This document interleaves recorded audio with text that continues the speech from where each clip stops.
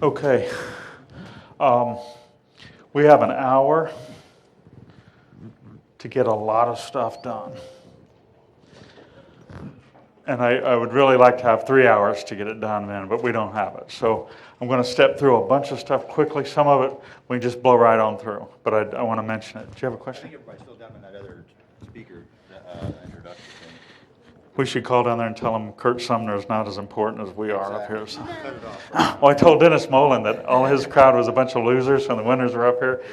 And he said to tell you guys to the contrary. So Remember, it's rolling in the back now, I think, right? So you're still on. that's Talking right. about That's right. That's right.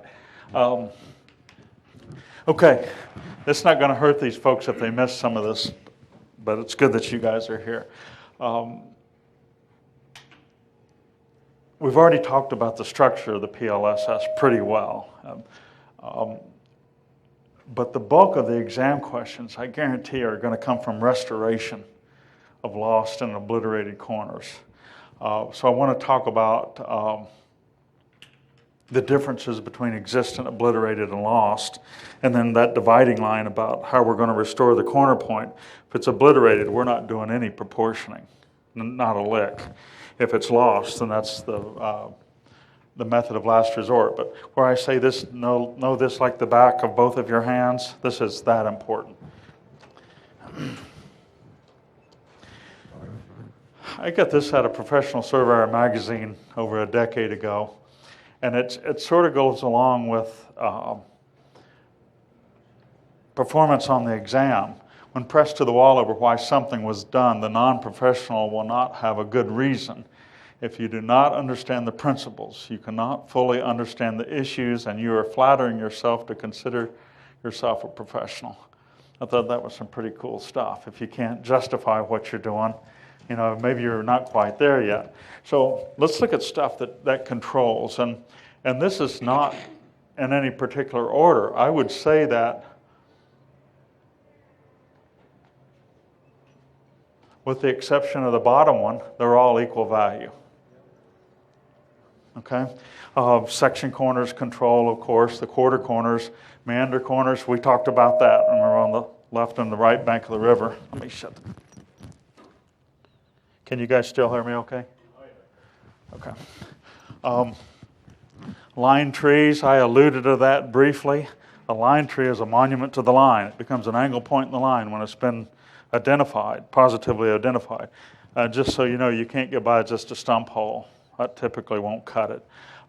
Witness corners, we're going to talk about that, and that's one of the changes that occurred in the manual, at least how it was conveyed to us. Reference points and topo calls on or off the line can control to varying degrees. For example, a passing call, he says at 4350, the northwest corner of Farmer Brown's house bears east 275 links.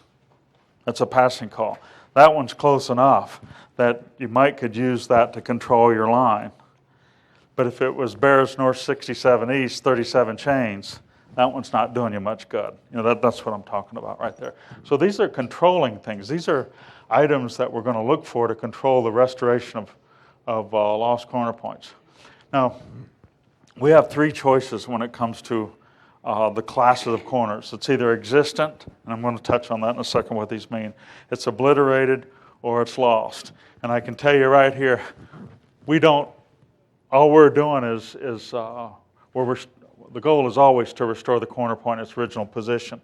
We're doing no proportioning right here, not a bit. When it's lost, that's the only one that we resort to mathematical means, because there are no other choices. And it is absolutely the last choice. This last statement right here I got from Dennis Mullen in the CFEDS program, and I thought it was really good. On the exam and in real life, the answer rarely lies in the math. It's the evidence. Don't rush to a mathematical solution. It's a perfect way to dupe you in to picking up the calculator and trying to solve the problem with a calculator when it's not that at all. It's a procedures or an evidence thing. And so watch for that on the exam. An existent corner is one whose position can be identified by verifying the evidence of the monument or its accessories. by reference to the description in the field notes or located by an acceptable supplemental survey record, some physical evidence or testimony. It's there. The thing's looking you right in the eye. The monument might be there, the bearing trees might be there, and the monument's gone. The accessories are as much a part of the corner as the monument itself. Okay, so just because the stone's gone, but the accessories are there, you still have an existing corner. It's not even obliterated. It's all there. I want to make a point, just a statement here about testimony. We'll get into that. We'll get into that a little more later. You can have an existing corner based on someone's firsthand testimony, and I'm not talking about. I got an 80-year-old man that says, when I was a kid and up until 30 years ago, there was a buggy axle right here and a big white oak right here that had figures cut in the side of it. Original bearing tree. The field notes say is a white oak. And he's saying, that monument, that stub, the stub was about right here. And you take a hit, compass shot on that white oak and, it fits. Now we're talking good stuff. That's existent. That's the kind of testimony you want. As opposed to an obliterated situation where in this situation, I can't take the grandson's testimony.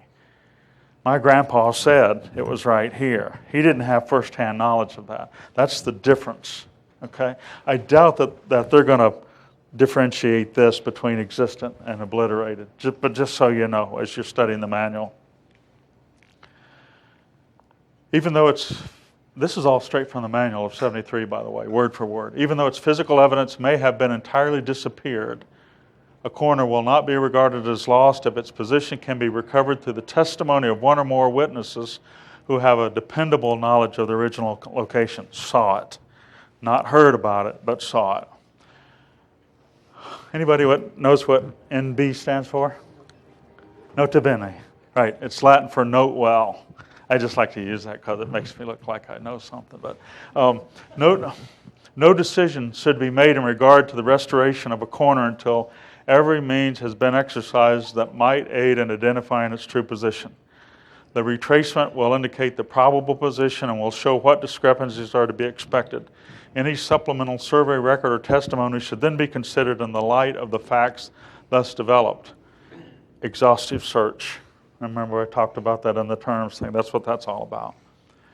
An obliterated corner, on the other hand, is one at whose point there are no remaining traces of the monument or its accessories, but whose location has been perpetuated, or the point of which may be recovered beyond reasonable doubt, and notice the little asterisk, by the acts and testimony of the interested parties. The grandson heard Grandpa talking about it.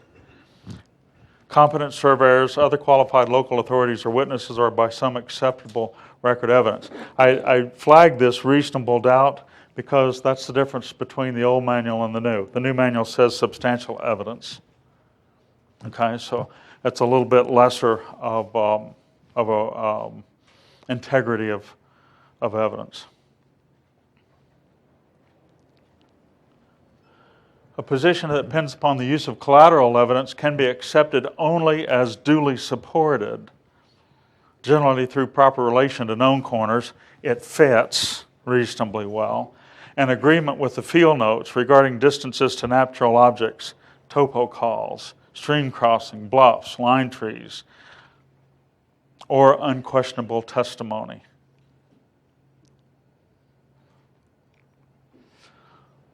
Okay, this is the one that they're really going to hammer you on the exam, I would bet, and for what all these restoration procedures are laid out. And it's easy to test on this. A lost corner is a point of a survey whose position cannot be determined beyond substantial evidence in the new manual, either from traces of the original marks or from acceptable evidence or testimony that bears upon the original position, and whose location can be restored only by reference to one or more interdependent corners, also known as measurement. Okay?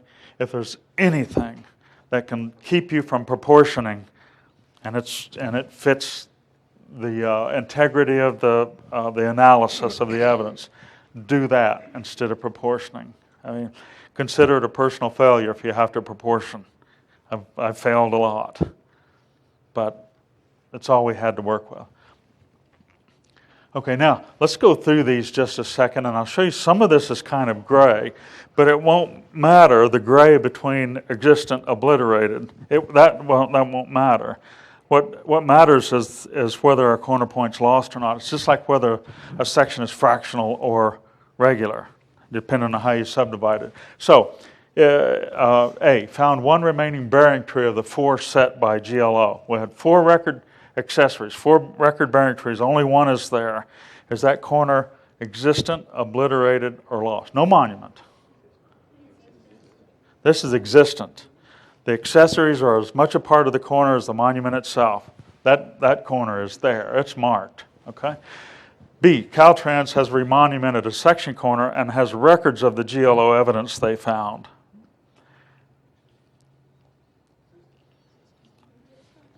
I would say this is obliterated. There's no, it doesn't really tell you. This is kind of the crap you're going to get on the exam. They didn't tell me the monument was gone and there are no remaining stump holes or no pits or anything like that, but that's what we have to work with. I'd say that's obliterated. All right? There are records of where the monument was, the corner point. C, a pipe of unknown origin that seems to relate to the original.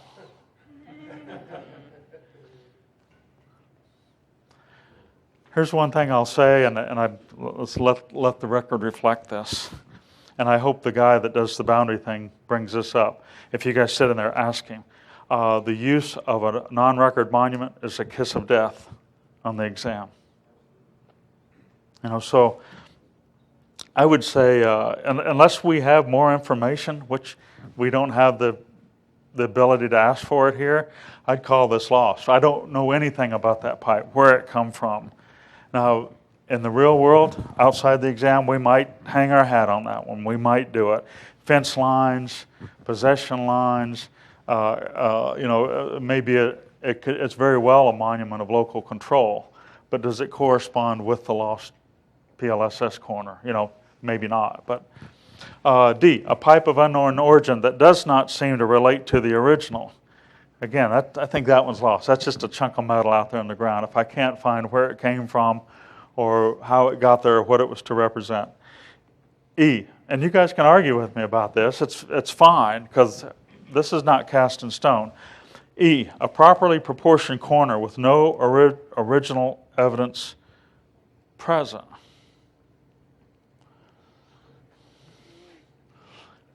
This is a tough one. If it's nicely documented, there's a pedigree on that, and there's a lot of information on the record of survey that's telling you about it. I might turn to that one as a perpetuation of the original. I don't know, but if we have something that's properly proportioned and it fits everything, what else are you going to do?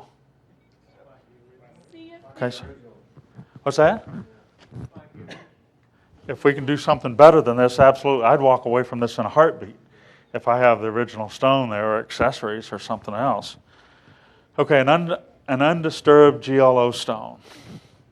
That's as existent as they get, unless the accessories are there. A witness who saw original evidence and knows exactly where it was located. I would call that existent. H, found several monuments of unknown origin with no record for any of them. That's called, I can set one more. I mean, that's kind of what that means, And I found a pipe for a section corner used by surveyors working in all 4 sections. What are you going to do? I mean, if others have used it, there's bound to be some records or something, wouldn't you think? Well, maybe not. I heard the laugh. Maybe not. But see how this can kind of turn gray on you? But what we're looking for is stuff like this thing. We know nothing about it, and there's nothing to tie it back to GLO. Oh, geez, there's a bunch of them. A witness who was told about original evidence and knows it. Okay. So, the difference between existent and obliterated is not that big a deal. I don't really care about that so much. It's the lost is what we have to work with. And in the real world, be damn sure you know it's lost. meaning that you've done that exhaustive search and you've run all the traps. I like this one right here. Stan French is a BLM cadastral surveyor. I think he was in Missouri at the time. He was one of the instructors on the CFREDS program. I really like this. Although technology makes it simpler to create a mathematical position for a corner point than to search and evaluate physical evidence, evidence of measurement is incompetent to prove an original monument and error. One, the monument controls. And what if there's a 5-chain bust? The monument controls, period, done, still. And what Stan's saying here, I don't care how precisely we can measure, you can't disprove that original corner position and make it invalid. Here are some things I would think would be of use to you on the exam. It makes some nice questions. Let's say we have our corner point right here is there's no monument there, but we have a bearing tree up here at north 22 east 17 links, and there's only one of them. There were calls for other ones, but that's the only thing we find. It's standing. Let's say this was done in 1880 and the thing's 36 inches in diameter now. It has a scar overgrown facing this area, and underneath you can cut into it, and the scribing's there, like they marked it, the whole bit. This is it, no doubt about it. Single bearing tree. How are you going to put the corner? Where are you going to place the monument to mark that corner point? What's that? That is the monument. Well, this is, but I got to put a pipe right here. This will be record bearing and distance when you have one accessory. Now, what if you have this? Let's say this is a quarter corner, and you have the section corners in on each end, and let's say the record was 80 chains and it measures 80/10. So you'd set this at 40/05 by proportionate measure, but you have a bearing tree. Do you go with 40/05 or do you go, what if this makes this 39/80 and this 40/25? It doesn't matter. This is your closest control. It's record bearing and distance to restore that when you have one accessory. Okay. Now if you have two,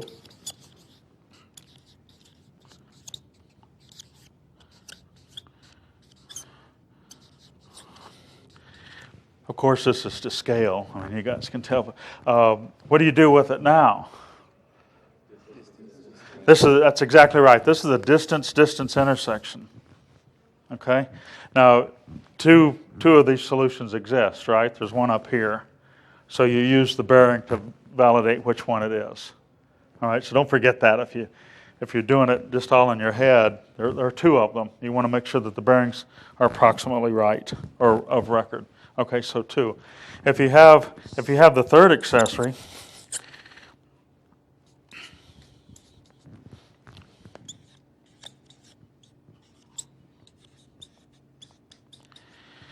Now what do? And this is just like doing GPS site calibration. You don't have any residual on the horizontal until you get 3 points in the calibration. Now things don't fit. They won't fit. It's because it's measurement. So what are you going to do? How do you restore that?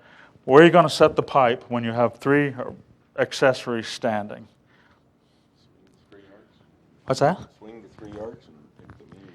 That's exactly what you do. You're going to go swing an arc, you're going to swing an arc, you're going to swing an arc, and you take the centroid of the spot.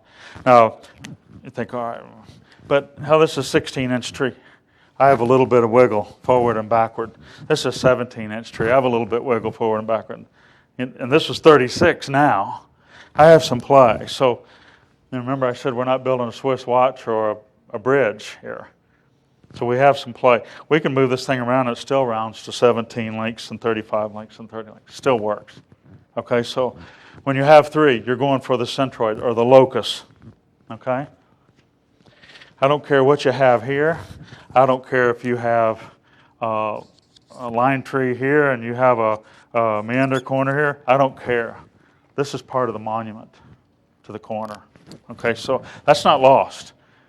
When you're going to do this kind of garbage, that's a lost corner. We're restoring by some sort of proportionate measure. Okay. Here's what we know when we proportion. That the position we determine through the proportion is not where it was to start with. That's the only thing we know about this. Reason being, we can't measure anything exactly. We can count. And as long as there are not any attorneys in the room, right? So we're all whole human beings. I always like to do this, I always like to do that. We can count precisely, but we can't measure. So that's what we know about proportion, is that's not where it was to start with. But what other choice do we have now? It's a measure of last resort. You can't validate the position of a found monument because it fits a theoretical proportion position. Find a pipe, it's 12 feet off a single proportion. That won't cut it to validate that pipe position.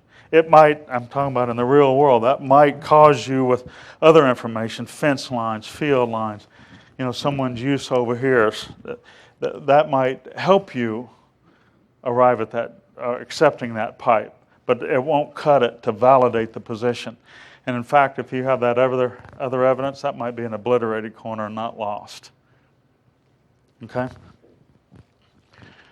A proportionate measurement is one that gives equal relative weight to all parts of the line. We know that's not true. That's not a valid assumption.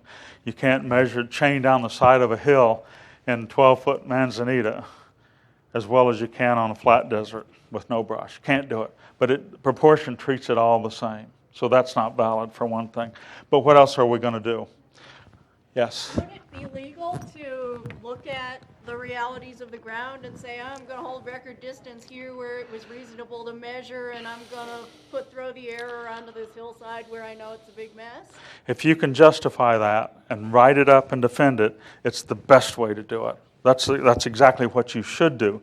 You isolate the error to where it occurred, and then you proportion what's left. That's exactly right. Even if I don't have any proof that the error occurred there, it just sort of makes sense that it would appear over the hills instead of the flat part. We were talking about this earlier about in a retracement process, and I'm evaluating evidence, and I've determined that the corner point belongs right there. And so now I got to think why.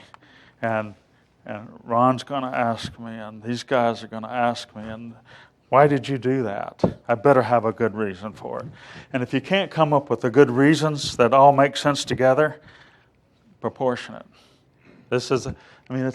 I hate to say that. I hate to proportion anything. But if you have these bits and pieces, maybe it's obliterated and it's not lost. And then you can justify that. Here's one thing I want to point to you. Just to backtrack a second. Let's say we have a quarter section position, and we have the section corner out here on each end, and section, quarter, section, they were existent in 1940. This guy did a survey of an acre right here.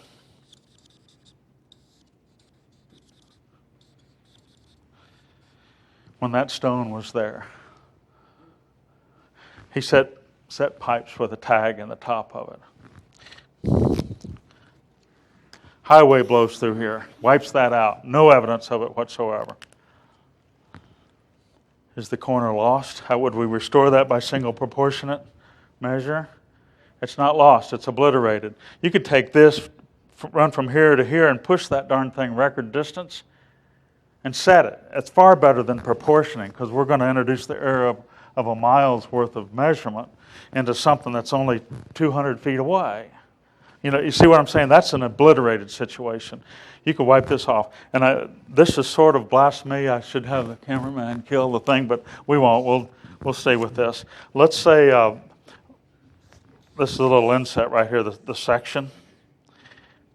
And we have our 8 controlling corners around the thing, and somebody does a bona fide subdivision of section. They set the center quarter corner, and they set the center north 16th, and let's say they're surveying this property right here, so they've done all this work. This thing gets wiped out, and the rules of restoration would be that this would be single proportion. but I contend that it would be a good idea to work from the inside out. We always work from the outside in.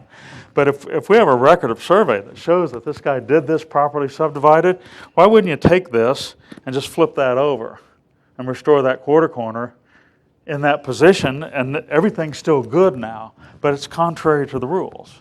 You know what? The manual says work from the outside in. This is working from the inside out. I'm contending that that's obliterated and not lost by virtue of this record of survey. Okay, If his record of survey showed a tie to it, then you have testimony, right?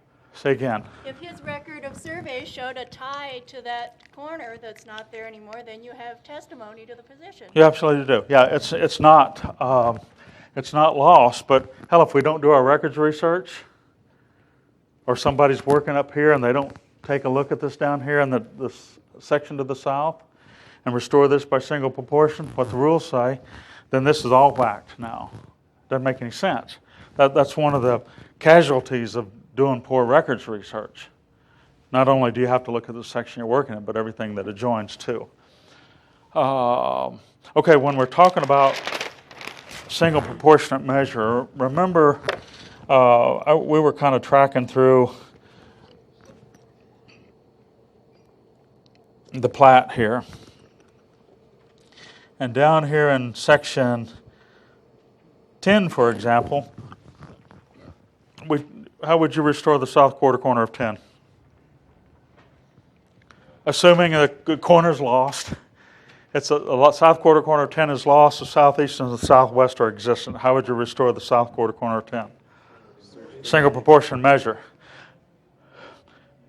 You know, another way you could say that would be 39.98 change proportionate measure. You could say it that same way, right?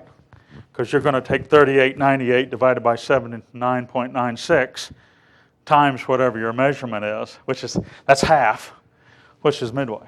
You know, you could do it that way. As opposed to restoring the east quarter corner of 3, we can't say that wouldn't be midway and online, right? So the right way to say that would be 40 change proportionate measure. It's 40 is to 80/15 as x is to our measured distance. Okay, so that's the difference.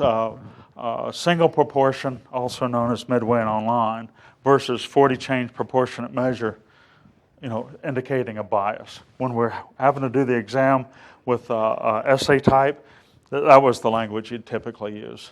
So that's a proportioning situation right there.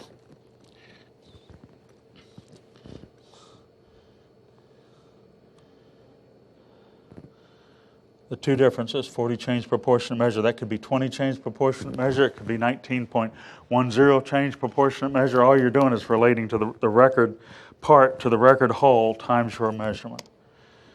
Okay, double proportion is very likely going to be on the exam, and it can appear in multiple ways. Some key points of the double proportion solution is your basis of bearing must be astronomic north or true north at the point of record. So if we have and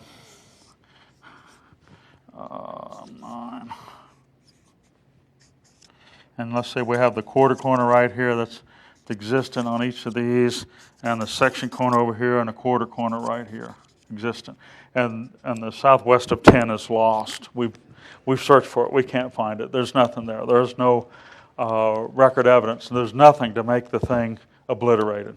So it's lost. We have to restore it. And to restore the corner common to 4 sections is double proportion. The manual will tell you that. Okay, you have to first establish true north right here.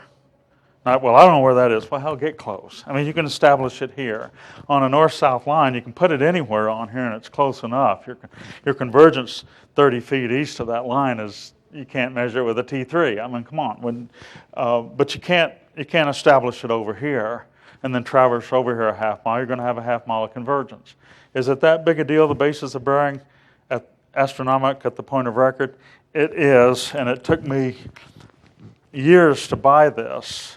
And sometimes I still wake up in my sleep in a cold sweat. Now, that can't be. You've heard of the associative property of multiplication.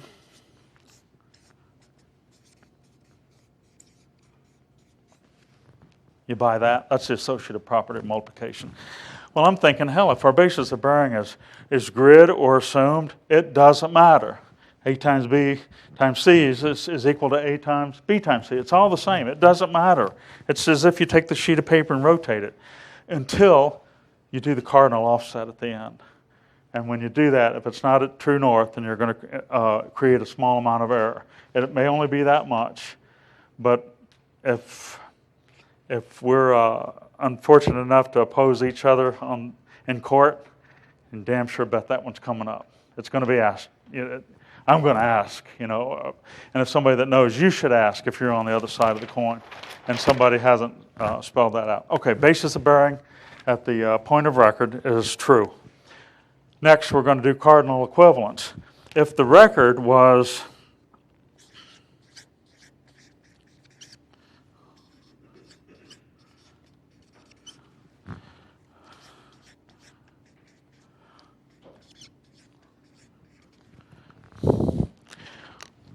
we can't take 4005 divided by 120.15 and proportion that over there, by our measurement. We can't do that because there's an angle break there. The only way to put those on even ground, same apples and apples, is to go to their cardinal equivalents. And that's nothing but reduce these to their latitudes and departures. So for east-west, you only want to work with the departure component of that course. So what is this, sine of 87? I think that's right, times 80.10. And it's going to be something less than that.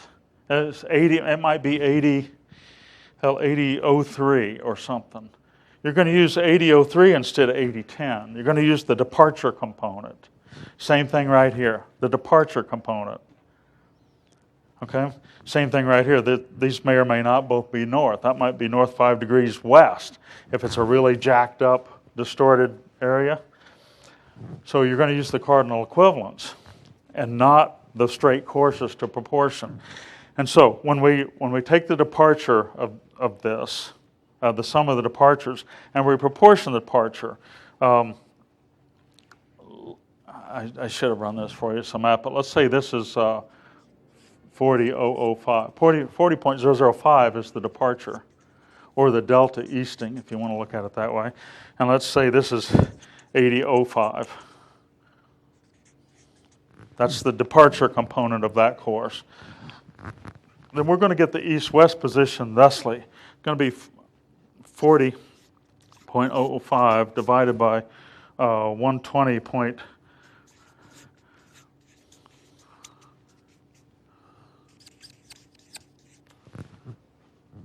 Okay, but here's one more thing. We're not going to do a straight inverse here and use that for your measured distance. Use your coordinates. You have a north 1 and an east 1, north 2, east 2, measured. Take east 2, easting 2 minus easting 1, and that goes right here. We're using the cardinal equivalence again of your measured. That's the only way you can compare apples and apples. And then you solve that. And that's going to say, let's say it's, I don't know. Let's say the proportion position puts us right here. All right, in easting. We do the same thing with the northing. So it's going to be a cosine of your bearing to get the latitude component. And you proportion the record, the cardinal equivalence of the record against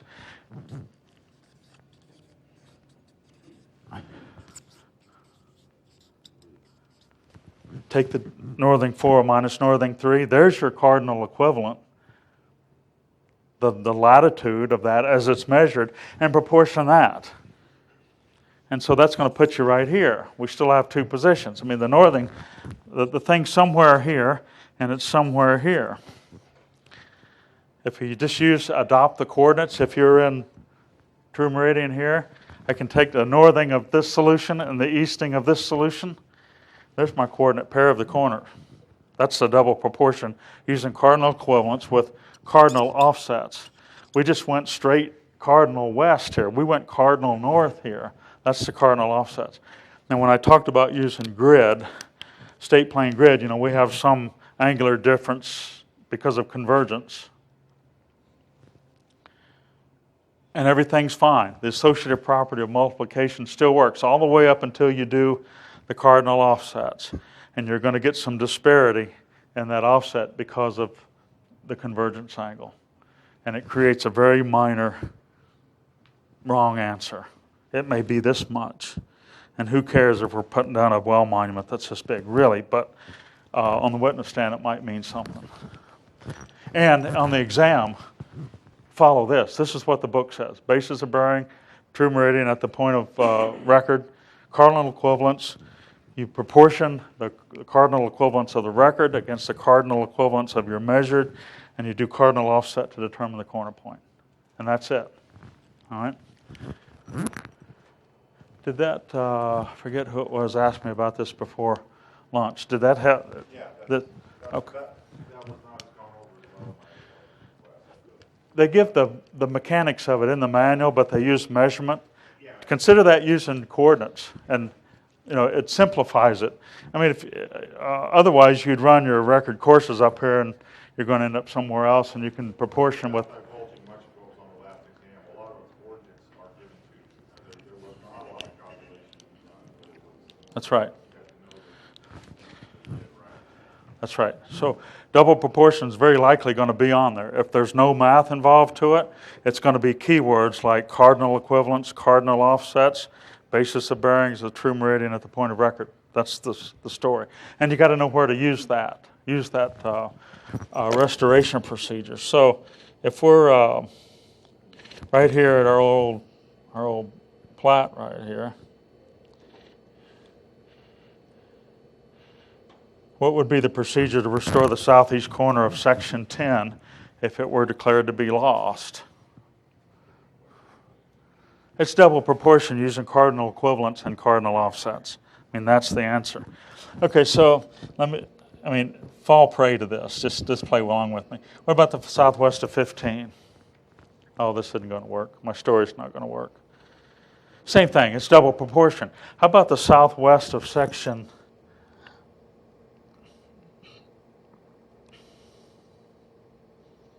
30? There's a section 25 and 36 over here on the other side of the range line, and that's I'm pointing to the screen here, my God, guys. There's a section 25 and 36 over here on the other side. That's a common corner unless this is a guide meridian. All right? So corner common to four sections, how do you restore that one? That's right, single proportion, because we're on a range line. You don't cross this thing. So that's where they'll snag you. I mean, I've written problems like that where I leave some of the section numbers out and you got to fill it in using your Booster-Fedonic pattern, and then give all these dimensions over here to the north quarter corner of 36 and act like, oh, this is all the measured stuff, and it's a trick. It's to suck you in to double proportion that. You don't do that.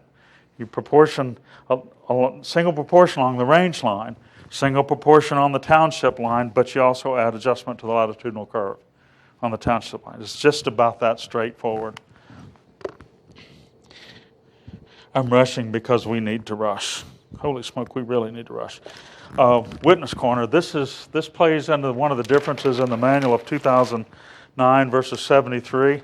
And it's not that there was a policy change. In 1982, there was an internal memo at BLM that specified this procedure, but it never made it out to us until the manual of 2009.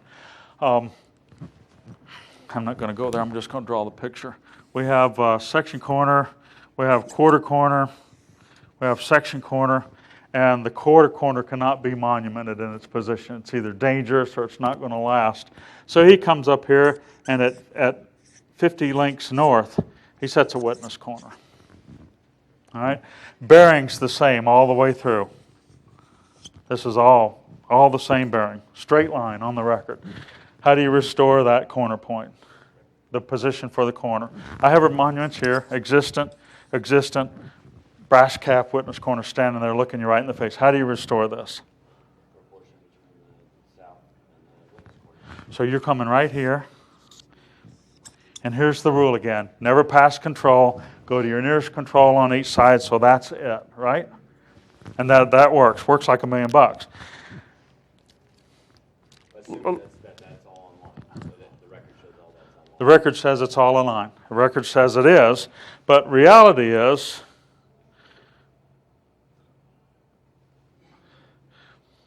if this were a normal situation, no witness corner, and they could monument that, what happens at that quarter corner? There's deflection, right? Has to be. It's the nature of things. There'll be an angle point in the line at that quarter corner. All right, so when we restore this corner point using the witness corner, the angle point now occurs here. So it's from here to here straight, then an angle point. And I always had a problem with that. I would much rather have taken this, pushed through here 50 links and set that. I maintain the relationship, the angle point stays where it originally was. But that's not the rule. That's the new rule that's newly conveyed in the manual of 2009. And it's really good because the rule stands. You go to the nearest control on each side of the line of the corner in question, and that's what you use to proportion. If there were a line tree right here, this is as far as you're going. If there were a bluff and a chiseled X right here, that's as far as you're going. So the rule stands. So this is solid logic that's been in place since '82, but the manual of '73 didn't say it that way. All right. I'm sorry, forgive me. So in 2009, you wouldn't push it through? No, in 2009 you do it just like we talked about. Oh, you forced In '73, it wasn't clear on that. They would push through, and in fact, I think there's some cadastral chiefs that will still push through because I think it's more in keeping with the. And it might be. What if, well, think about this. What if there were a fence line that came up here? Or a fence line right here, and if you push it through and you're off the fence, I mean, there's an indicator there that maybe the other solution's a better way. Don't do that on the exam. Do it like this, all right? Okay, now the next one is restoring corner point where double proportion is indicated on a witness corner. So we have quarter corner, quarter corner, quarter corner, quarter corner, the section corner, the monument's gone, but there's a witness corner right here, 50 links south. How would you restore that? How would you monument that section corner, the position for the corner itself?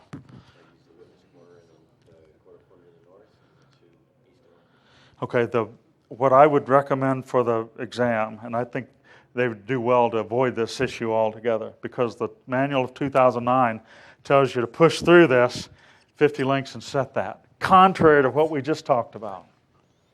And the rationale is this is 33 feet. This is a half mile each direction, and I've got a half mile of measurement error that I'm going to adulterate this corner point by, and it's going to end up here, and it's not 50 links anymore, and I have something staring me right there in the face 33 feet away. There's the rationale for it. So when restoring by the manual of 2009, you push through this 33 feet, the record distance. That could be 100 links. Push through the record distance, and you set the corner point.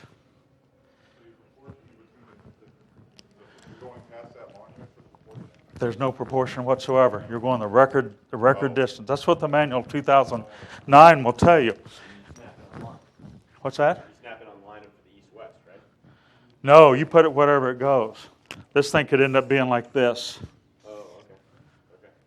Because this is just like a bearing tree, really. That was just obliterated. Well, it's actually not. Well, it sort of is because we're saying this is the record bearing. I don't care what it is, and we're going to push it through. 1 point control would be take whatever that record bearing is on the plat and go the distance. A little bit of a minor difference. Now, on the So you're holding the south corner and the witness corner for a line and then pushing through the record distance? that's what's different in the manual of 2009. Now, the rules we just talked about, you go to your nearest control in each direction.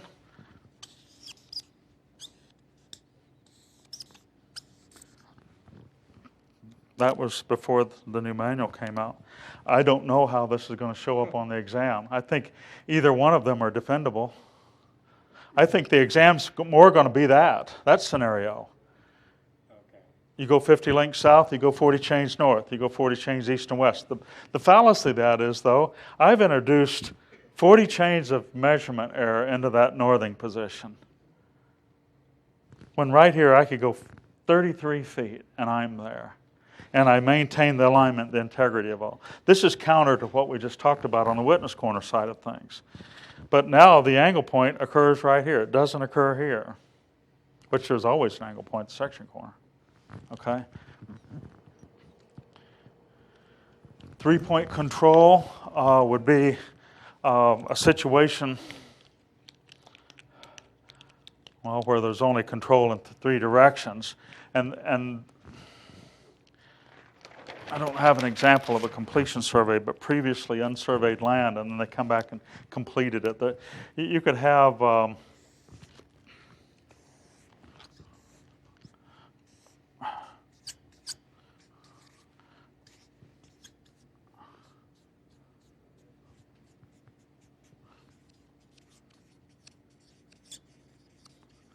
this is as far as they went. They set the quarter corner between 18 and 19. They set that southeast corner of 18.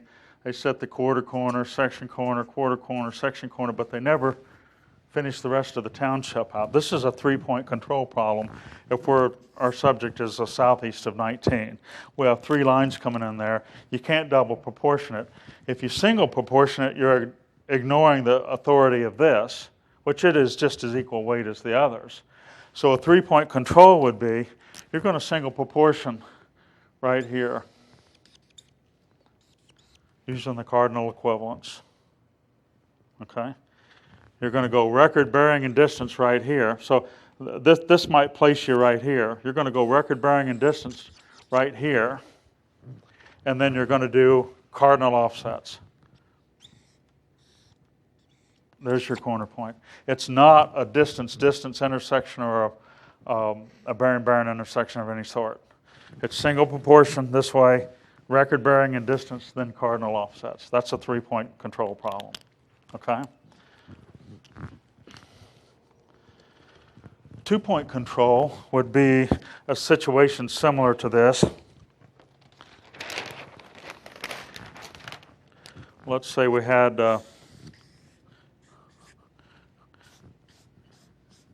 this is unsurveyed. So we have a section corner, quarter corner, section corner, quarter corner, section corner, and they monumented those. Well, this one ends up being lost. We can't find it. Totally gone. So to restore this is a 2-point control problem. And this is not a distance intersection or a bearing intersection. You kind of feel good. I mean, I jump at that conclusion. But what this is you go record bearing and distance from one, you go record bearing and distance from the other one, and then cardinal offsets. Right there's your corner point. Not a distance intersection. Okay?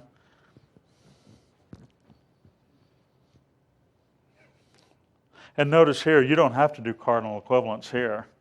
Your cardinal equivalents are automatically going to show up. You're going to get all the departure you have coming to you just through that one course. Then you're going to cardinal offset.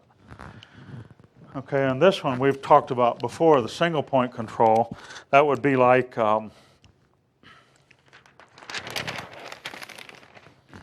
we had the body of water section corner, came over here and meander corner. We have this one, the meander corner is lost. No other way to put this back. You establish true north at your starting point. You crank around there to your record bearing and distance, and you plop that dude out here. That's single point control. Okay. What if you had a situation like this? Section corner,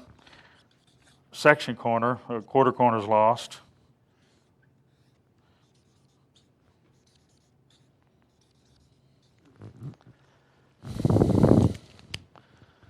That'd be a booger boy. But I would suggest this would be a single point control to establish that. Record bearing and distance in each direction. There's nothing to tie to. You're hung out there. Okay, so that's a little more complex single point control problem. Okay, I spoke earlier about the ranchos, the Mexican land grants being senior to the public land survey system. So when we have a grant boundary, and it's going to be one of these, odd-shaped things, and I don't know if you've ever noticed, but they tend to cut out the really good land, and the trash land is what's left, So this is all good stuff, and this will run the base of a hill or, something till the land gets a little bit rough. And then the PLSS was brought in here to close in on this stuff.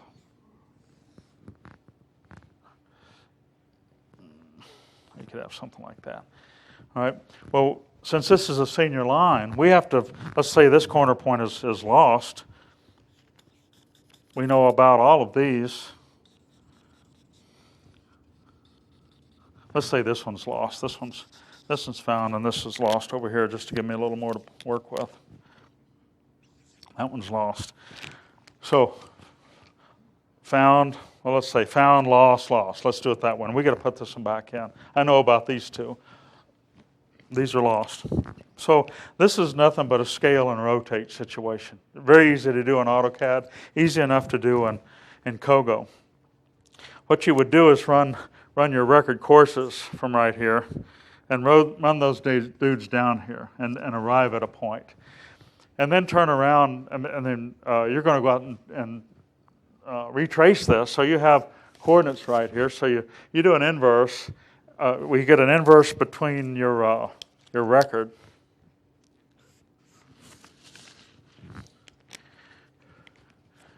And you got these points are identical. I mean, you find the monument over here. So what we got to do is get the record rotated and scaled up to what you measure. So this is your rotation angle. And whatever that falls short or long, there's your scale factor. So you're going to apply the rotation angle to every one of these and the scale factor every course. And what it'll do is pull this whole thing up here and swell it or shrink it to make it fit. So these will be one and the same.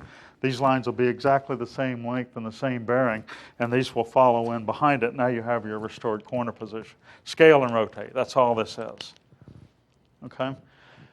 Question for you, does basis of bearing matter in this procedure? And everything else we've been doing, establish true north at the point of record. Does it have any play here? It's none whatsoever, so you don't have to worry about that. Does basis of bearing, other than when you do your cardinal offsets, let me back up. Does bearing have a play in a double proportion problem? Think about it. It doesn't. We're dealing with distances only, cardinal equivalence. After you calculate the departure component for the east-west or the latitude component, the bearings don't have any say in it whatsoever. It's just ended up by measurement. What's that? What's that? You have to use the bearing to get the cardinal equivalent. You're right. What's that? Oh, it said you have to use the bearing to get the cardinal equivalent. That's true. You do have to do that to get the latitude or departure component. But the solution itself doesn't depend on the bearings. We're going distances only. We're picking coordinate pairs off of the proportion latitude or proportion departure, and that's our corner point. Then we inverse out, and there's our resulting bearings. There's no rotation issue. Same thing with grant boundary adjustment. It's a scale and rotate. That's all we have. All right, so there are some other methods of regular boundary adjustment. That used to be called Mander lines of non-riparian tracks. That's what they used to call it in the manual. It's compass rule adjustment is what that is. So, read your manual. It's at the section 751. And then angle points of meander lines, section 7-53. Read those and understand them. It would surprise me if there's much of that on the exam. Not much. All right. So here are some last words about multiple choice. Look at your time and divide the number of questions into it. Figure out how much time you have per question. watch the time as you progress through the test. Make your first pass through the easy ones. Don't waste your time doing the calculations up front. I'd recommend that. Go through and get the easy ones out of the way. Return to the unanswered questions and leave those with time-consuming calculations to the end. And lastly, do not leave any questions unanswered. Guess when they're going to say 2 minutes. Go in there and mark those babies off and walk away from it, and don't look back. Guys, I'll be glad to help you. There's my email address. This is all in your handout stuff, so feel free to email me if you like, and I'll help you. Test is not far away. Yes, sir. You said you possibly had some review questions? Oh, I do. I do, and I was hoping we could get to have some time to do these, but we don't, because we have a speaker right in behind us at 3. Is that right? At 3:15? Okay, we can burn as much time as you'll let us burn. Let's do this. If you guys would, just, can somebody give me a hand and, yeah, just pass those out. And if you guys would, just pass those along. And these are practice problems I made up. If I were writing the exam, I'd do them like this. There are going to be correct answers to doing it the wrong way. I only give you 4 choices. I don't know what the real exam's going to have. Some of these are going to be so obvious to you, you're going to blow right on through them. That's a good thing. And some of them are often there's going to be some calculations involved, but they're just some incidental stuff with your calculator. Just to show you how old and crusty I've gotten to be, I have an HP 41 that I use. And Oklahoma did not specify the calculator. I had the survey module from the HP module, but I couldn't remember how to use the damn thing. So I did the whole test with latitudes and departures, and it works. You don't have to have the fancy Kogo to do that, and it doesn't take that much longer. And I made a 96 on the test, so it works. Fall back on the fundamentals. Do your practice of these problems without the fancy software if they're not going to let you use it. I assume they're not. I don't know what the calculator requirements are this time. Not a QWERTY keyboard, or data collector or something like that. So a 48 would work now? 48, yeah, I used a 50 last time, much to my. Well, that's good news. So you guys should be certain of your calculator type when you go in there. You might can buy some time with the software. But You said you were going to post the solutions. I will post the answers for you. Where at? We'll put them on. Website? Yeah, I'm sure Christy can put them on the CLSA website. But she emailed you guys, didn't she, about bringing your manual? Some of you might have gotten that. I'm sure they're going to have a roster of who attended this thing. We could email them that way too. But I'd rather you guys struggle through them, look them up, and see if you can figure these out. And then, if you don't get the answer that I have, you're on your own. No, I mean. Mike, are these handouts on the CD? No, the handouts are not on the CD, by the way. Those are not. This is all on the CD, right? Mike, on behalf of CLSA and NALS, we give you this, and it's made in China. Laser. Excellent. It's one of these lasers that'll knock you down. So, yeah, cool. Thank you.